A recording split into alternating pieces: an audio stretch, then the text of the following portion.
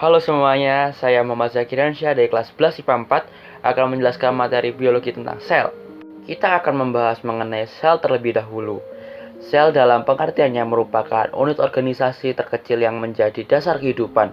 Dalam arti biologis, semua fungsi kehidupan diatur dan berlangsung di dalam sel. Sel juga berfungsi secara otonomi asalkan seluruh kebutuhannya terpenuhi. Dalam sejarahnya, sel berawal dari penelitian Robert Hooke. Robert Hooke merupakan seorang ahli biologi berkebangsaan Belanda yang secara tidak sengaja mengamati sebuah sayatan gabus batang tanaman Quercus subur dengan mikroskop rancangannya. Seorang ilmuwan bernama Anthony van Leeuwenhoek tertarik dengan penelitian Hooke. Dari hasil pengamatannya, Anthony menemukan adanya gerakan organisme kecil dalam air. Dari hasil pengamatannya ini, Anthony dianggap sebagai orang pertama yang menemukan sel hidup dalam sejarah. Sebelumnya, sel terbagi menjadi dua, yaitu sel prokariotik dan sel eukariotik. Sama-sama memiliki membran plasma dan sitoplasma. Pada eukariotik diselubungi membran ganda dan memiliki organel yang terspesialisasi, sedangkan pada prokariotik tidak terselubungi nukleoid dan tidak terspesialisasi. Sekarang kita akan membahas mengenai bagian-bagian sel. Bagian yang pertama disebut retikulum endoplasma atau yang biasa kita sebut dengan RE. Terdapat dua jenis RE, yaitu RE halus yang berfungsi sebagai sintesis lemak dan RE kasar untuk sintesis protein. Setelah RE kita lanjut ke ribosom, berbentuk kecil padat berdiameter 20 mm yang berfungsi untuk sintesis protein.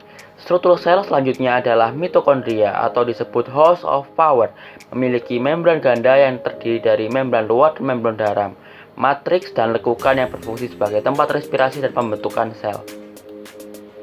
Bagian selanjutnya adalah badan Golgi.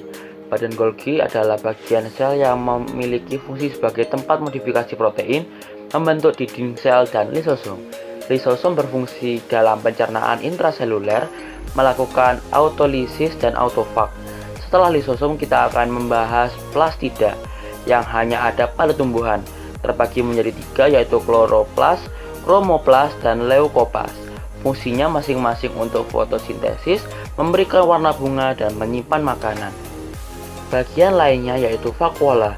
Tidak semua hewan memilikinya. Berfungsi sebagai cadangan makanan sisa metabolisme, terdiri dari vakuola kontraktir yang berfungsi mengatur tekanan osmotik air dan vakuola makanan untuk pencernaan makanan.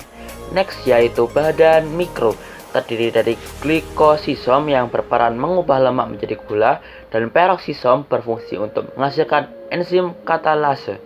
Bagian terakhir ini namanya sitoskeleton yang terdiri dari dua bagian, yaitu mikrotubula untuk menggerakkan organel, pembentukan silia, flagel untuk mempertahankan bentuk sel, dan mikrofilamen berperan dalam kontraksi otot dan juga mempertahankan bentuk sel. Sekian dari saya dalam video ini, sampai jumpa di video selanjutnya.